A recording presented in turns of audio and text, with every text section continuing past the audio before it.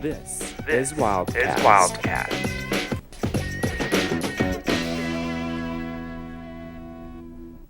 Welcome to Wildcast. I'm Max Efrein. And I'm Jackie Kent. Thanks for joining us tonight.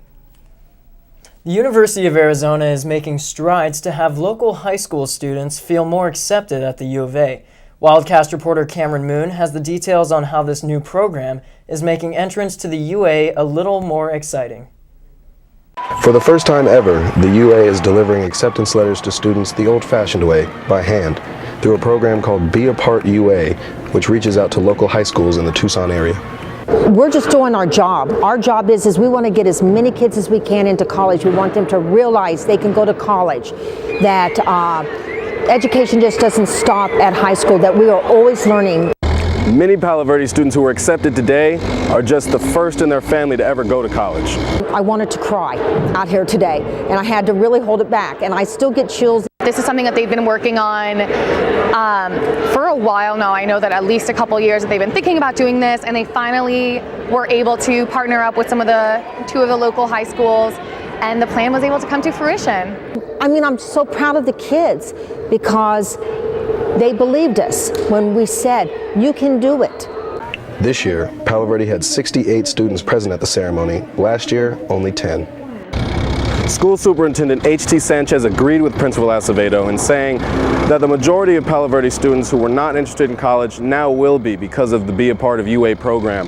I think that this will spike interest in the University of Arizona because the university isn't just saying, come and apply and maybe you get in. The university is saying, we want you. Reporting from Palo Verde High School for Wildcast, I'm Cameron Moon.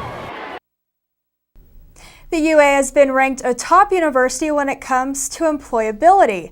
More than 5,000 recruiters in 20 countries interviewed students to make the rankings for the annual Global Employability Survey.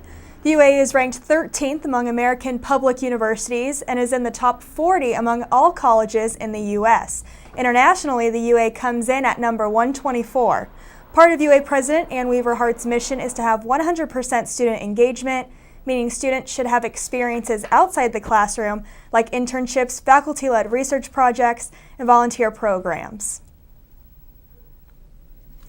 You know, I could be wrong, but I haven't heard anything about ASU being on this survey. Well, maybe we'll hear a little bit more next year. Maybe. The UA is celebrating its 99th homecoming this week, and it's in full swing. The celebration started with the lighting of a mountain on Sunday, which is a tradition for Wildcat students, staff, and fans. This Thursday will be the 10, 25, and 50-year reunions, with a reception hosted by the UA Alumni Association. Saturday, of course, is the homecoming parade, followed by the football game against the UCLA Bruins. For a full list of events, visit ArizonaAlumni.com. Communities like Greek life are a large part of the University of Arizona campus, as well as the greater area of Tucson. Wildcast reporter Anna Loriaga has an inside look at how students and Tucson residents feel about the impact they have on the city.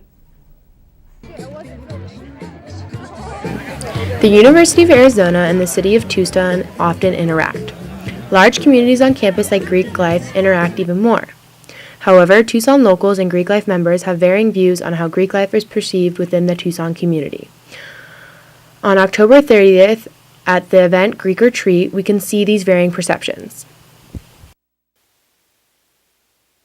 According to Jenny Nur, Assistant Director to Fraternity and Sorority Programs, over 30,000 hours of community service is completed yearly by the individual chapters of Greek life.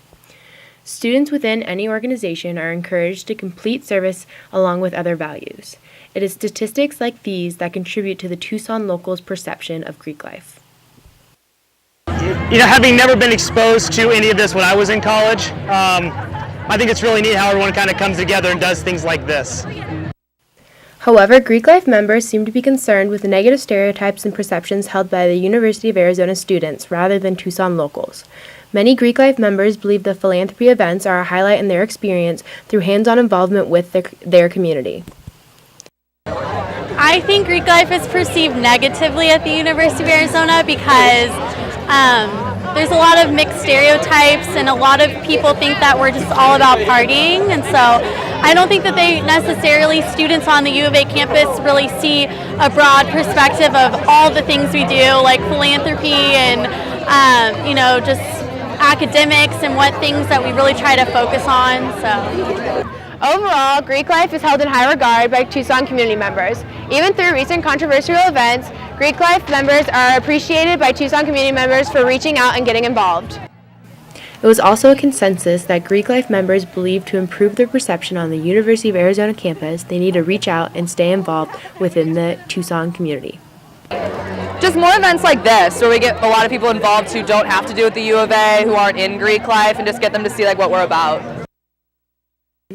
I am Anna Luriaga, reporting for Wildcast. Stay with us after the break for a look into this week's upcoming weather. All right, David Hasselhoff, the Hawk. Get Hawk with UATV. Stay tuned. Don't change the dial.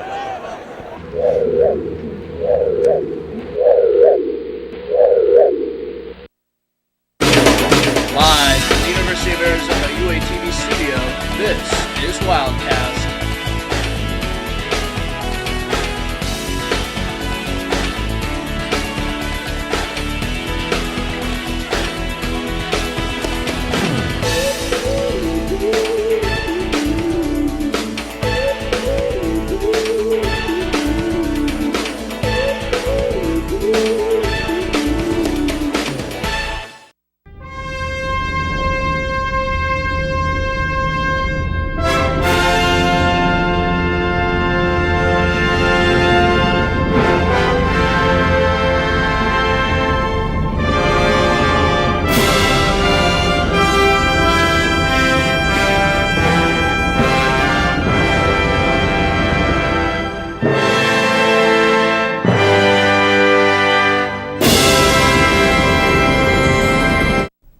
Welcome back to our Homecoming Edition of Wildcast. We'll now turn over to weather reporter Shay Sorensen for this week's forecast. Shay.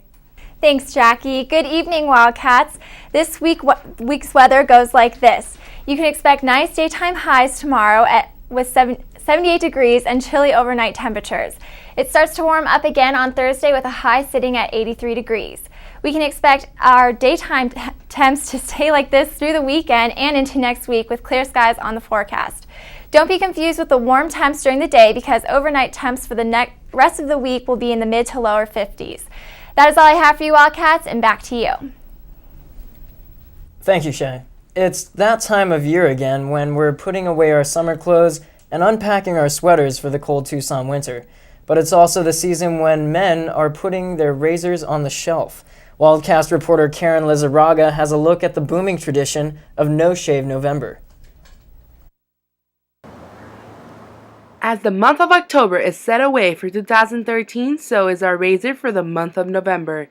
The annual tradition No Shave November is back in season and is raising money for cancer. I think No Shave November is awesome. I mean, some of us can actually rock the awesome beard and stuff like that. And it's definitely a great holiday to really raise awareness for all types of men's health problems, such as prostate cancer and as such. And like I said, I really just enjoy not shaving. It really adds a twist to the whole November thing. Movember, also known as No Shave November, is a charity organization made to raise awareness for prostate cancer and any other male cancer, all ran by the Movember Foundation. As their website states, Movember's vision is to have an everlasting impact on the face of men's health. In 2012, 1.1 million people joined the movement, raising in the United States $21 million and all over the world $147 million.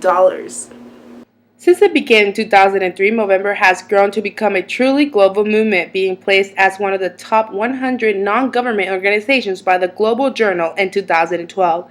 So let's get in this Movember spirit and let's put our razor away for the month of November.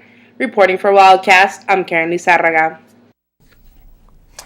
One of the largest Dia de los Muertos-inspired events in the country just took place in Tucson this last Saturday for the 24th year in a row. Families, marching bands, organizations, and more all gathered downtown to partake in the annual All Souls procession. The march is supposed to serve as a community's way to collaborate in remembering those that were lost to them. The procession ended with a giant urn being burned in which forms of remembrance were placed by the event's participants. The nonprofit organization Many Mouths One Stomach put on the event. I heard there was quite a turnout. Yeah, and people paint their faces. They're all decked out. It looks like it's a lot of fun. Can't wait to go next year. Yeah, most definitely. Thousands gathered this past weekend to check out Tucson's 6th annual Comic-Con. Reporter Hannah Polinick has an inside look at the event and the fans who have been waiting for it all year. Comic fans, cosplayers, gamers, artists, and the curious gathered November 2nd and 3rd for Tucson Comic-Con. This year's event, which moved to the Tucson Convention Center, brought 6,700 attendees in its first day alone. That's 700 more people than last year's total attendance. A maze of booths featuring comic books, fantasy novels, memorabilia, costumes, and jewelry gave participants the opportunity to mingle with artists and other fans. Panel discussions were held on topics ranging from starting a Kickstarter campaign to working for a comic book company. A game room let participants play a variety of games with other fans, and of course, a costume contest was held. Though nowhere near as big as some more well-known Comic Cons, like Phoenix Comic Con, which drew in 55,000 people last year, Tucson Comic Con's intimate atmosphere is what many say makes it special. Tucson is a little smaller, so it's got more of an intimate feel to it, but it's still got really good energy. And we've been coming for a few years, so we've been watching the growth, which is really exciting. I love the layout and the way they've done the whole center here is really nice. And we're doing very well, so we're getting a lot of interest. Tucson Comic Con founder Mike Olivares plans to move the convention to a bigger exhibition hall and add more panels next year. Reporting for Wildcast, I'm Hannah Polinick. Stay with us after the break to hear from the UA men's hockey team. I'm Derek Williams, the former U of A Wildcat. You're watching UA TV. Don't change the channel.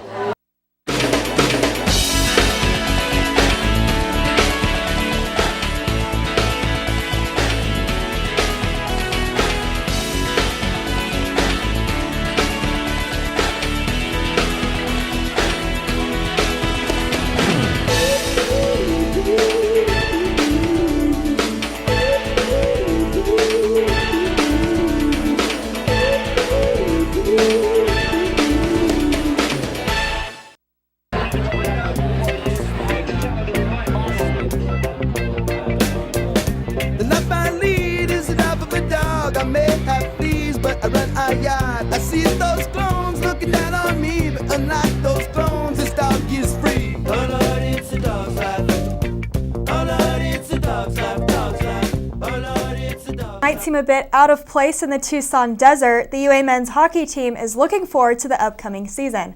Wildcast reporter Rhianna Sorensen has more.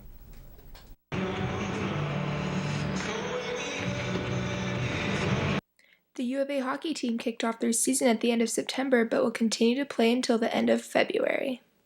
The players share how they individually prepare for the speed and physicality of the game.